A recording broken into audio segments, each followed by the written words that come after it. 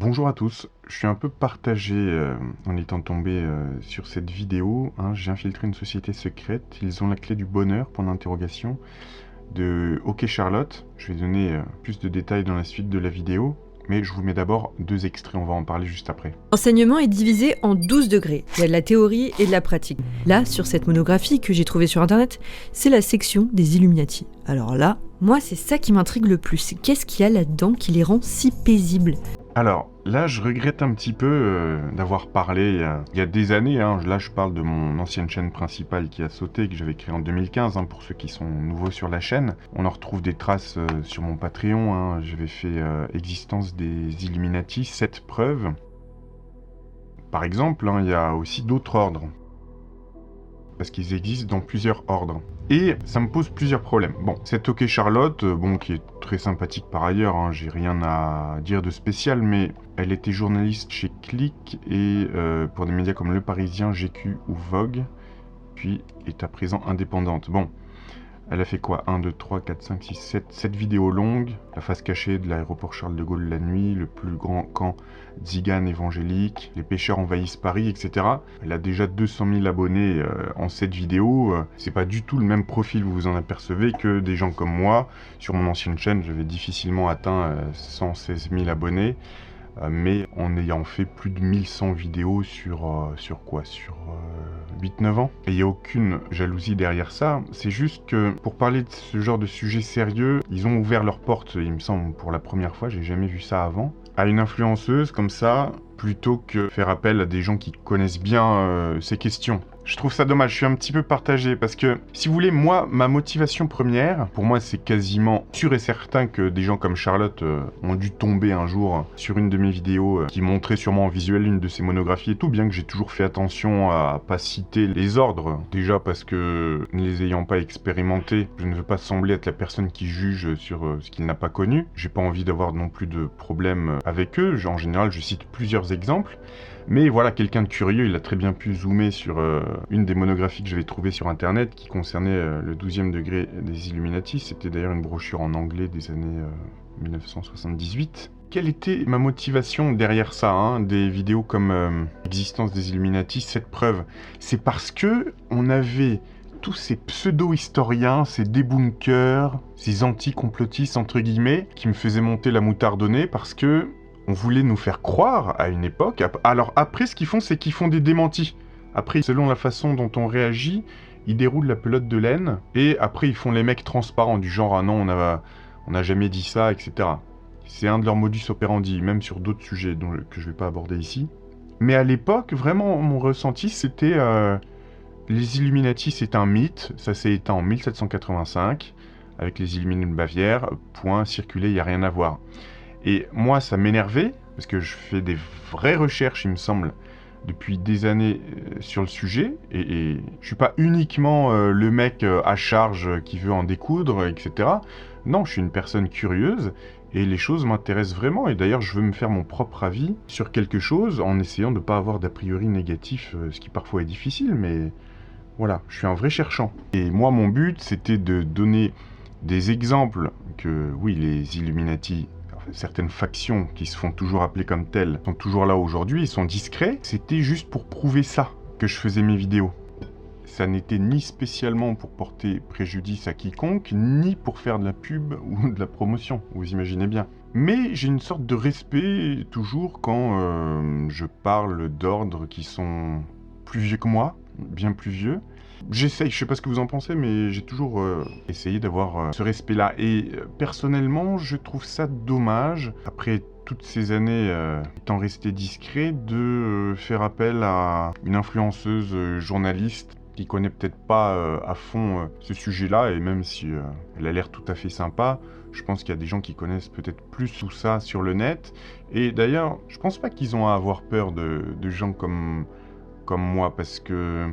je pense que c'est intéressant de confronter quelqu'un qui peut avoir des positions, non pas critiques, mais neutres, enfin qui va peser le pour et le contre, et qui peut aussi s'adresser à un public jeune.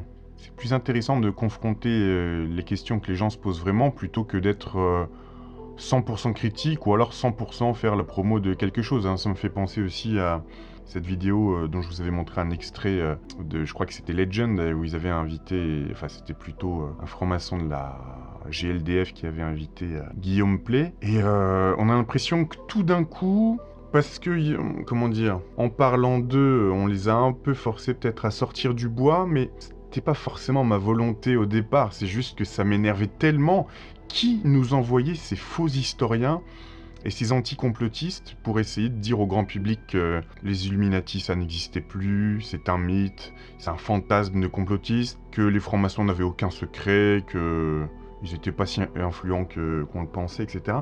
S'il n'y avait pas eu tous ces gens, je sais pas par qui ils ont été envoyés, si ça se trouve, ils n'ont pas été envoyés spécialement par ces ordres-là, mais...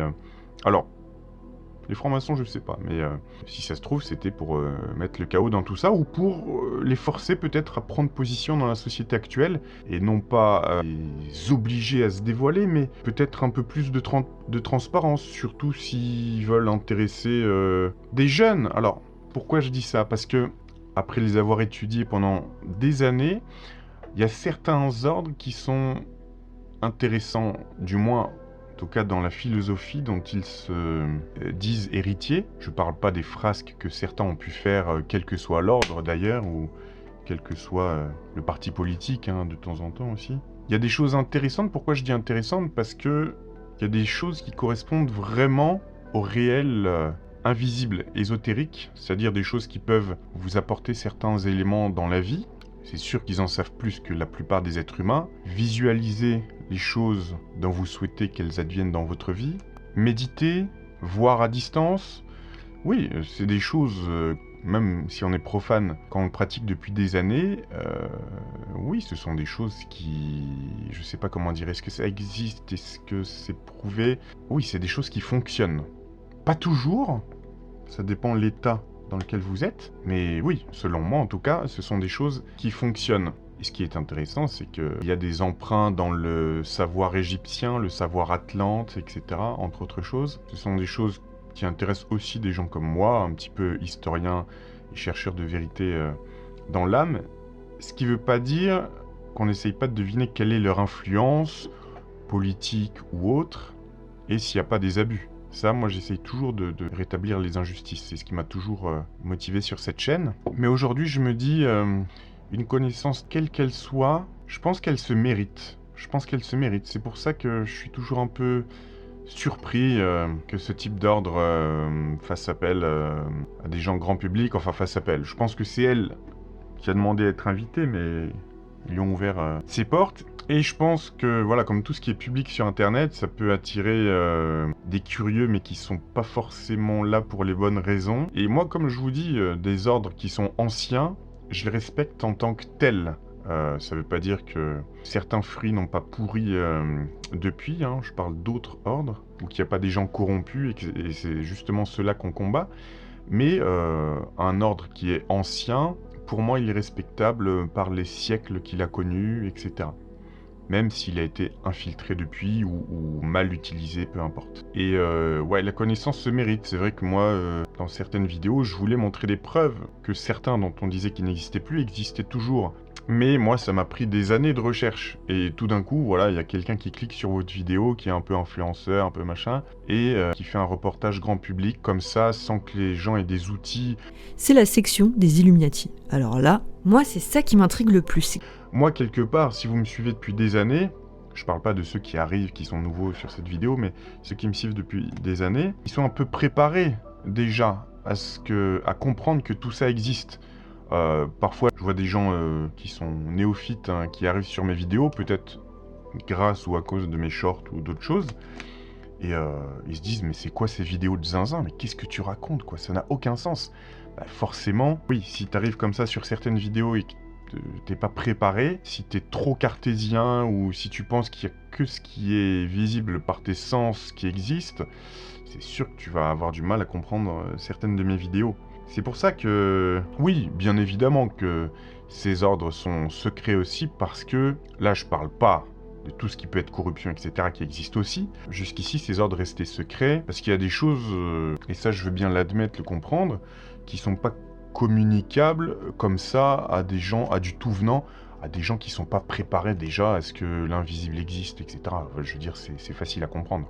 C'est pas comme une doctrine exotérique chrétienne que tout le monde peut accepter. Il n'y a rien de caché à comprendre. Et puis voilà, toute connaissance se mérite et...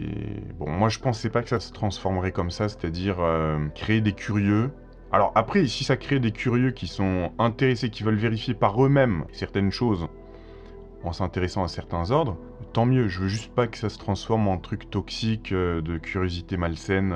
Voilà, moi à la base, comme je dis, j'étais en colère qu'on nous foute tous ces pseudo-fact-checkers et ces pseudo-historiens qui voulaient nous faire croire que certaines choses n'existaient plus, n'existaient pas.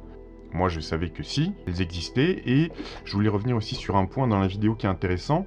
Tout ce qu'elle présente, là, cette journaliste OK Charlotte, forcément, ça a été validé, hein, j'imagine, par la morgue. Sinon, elle n'en parlerait pas. Elle dit qu'il y a 12 degrés. L'enseignement est divisé en 12 degrés. Et c'est intéressant parce que du temps où je vous sortais mes vidéos, peut-être il y a 8-9 ans, des vidéos comme Existence des Illuminati, cette preuve, etc. J'avais trouvé certaines monographies en ligne qui étaient en anglais d'ailleurs. J'avais traduit ça pour moi, etc. Ils disaient pas du tout publiquement qu'il y avait 12 degrés. Si j'ai bien compris, même pas à leurs initiés. Au bas de l'échelle, ils disaient dans leur monographie qu'il y avait que 9 degrés. Ou tout du moins que les derniers degrés, les 3 derniers, étaient tenus secrets. Et donc là, ils ont changé ils ont modifié un peu leur discours en disant au public, aux profanes, comme ça, qu'il y a 12 degrés. Donc forcément, les degrés Illuminati, comme dans un autre ordre qui commence par Ordo.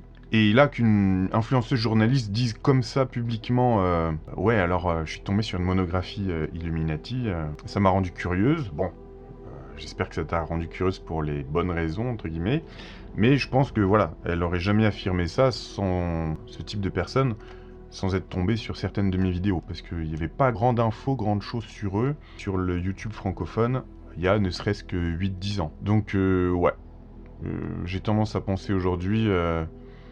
certaines connaissances, ça se mérite, hein, c'est un peu... Alors, ça se mérite. Là, je parle pas de connaissances initiatiques. Je parle du fait d'avoir fait ses recherches soi-même sur plusieurs années pour en arriver à une conclusion. De la même manière que moi, quand j'étais plus jeune, j'allais me faire ma culture musicale en allant dans les médiathèques, etc. Parce que j'ai eu Internet assez tard et en lisant des bouquins de musicologie, etc. Et j'ai commencé à sentir le décalage...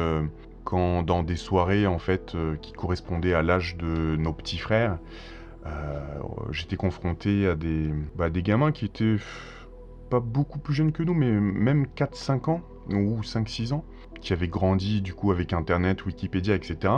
Et on me disait tiens, va parler à un tel, c'est un spécialiste de la disco et tout, il connaît tout. Et moi je vais voir le mec et tout, je parle un petit peu. Il avait une bonne vibe, mais je veux dire... moi, je crois qu'inconsciemment, je teste un peu les gens parfois et je lui parle direct de Giorgio Moroder. Il savait pas qui c'était. Je lui disais, bah, tu sais, celui qui fait la ligne de basse sur le morceau I Feel Love de Donna Summer et qui a inspiré notamment les Daft Punk, etc. C'était il y a plusieurs années, hein, avant que les Daft Punk fassent leur album Hommage. Mais il connaissait pas du tout. Et il n'y avait pas cette curiosité extrême d'apprendre. Ah ouais, genre c'est qui? Vas-y, dis-moi. Et c'est pour ça que je dis que la connaissance se mérite quelque part. Quand vous avez fait la démarche d'essayer de comprendre, de chercher, de fouiller, c'est pas la même chose que quand vous cliquez, quand vous faites un clic sur un réseau social et que vous tombez sur une vidéo et quelqu'un vous apprend quelque chose. Et d'ailleurs, vous le transformez un peu de la manière dont vous voulez. C'est un peu le téléphone arabe après.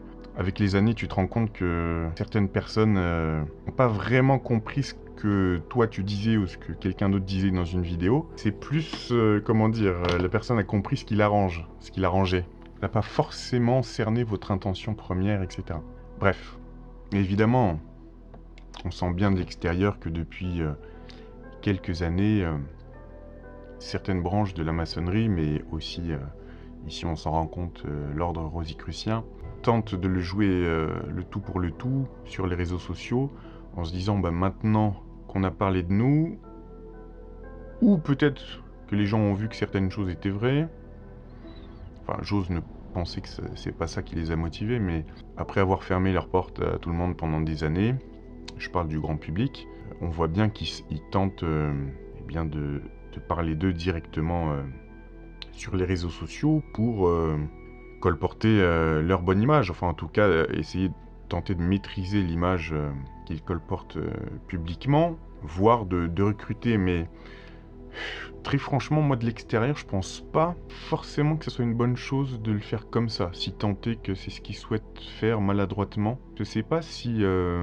attirer comme ça tous les curieux qui sont là pour diverses raisons, je sais pas si c'est une bonne chose en fait. Je pense surtout à la sécurité de ces ordres-là, hein, avant tout. Le problème c'est que à la base, si ces ordres étaient louables, peut-être il y a plusieurs centaines d'années à la base, ils ont déjà été infiltrés, donc on se rend bien compte que la curiosité et d'autres types de motivations ont transformé certains ordres en nids à corruption possible. Donc je suis pas sûr que ce soit malin de continuer là-dedans. Il vaudrait mieux peut-être restructurer les choses et n'accepter que des gens qui sont motivés pour des bonnes raisons plutôt que d'attirer des curieux. Je sais pas. J'espère que vous voyez ce que je veux dire. Dites-moi ce que vous en pensez. Je vous dis à très bientôt pour une nouvelle vidéo.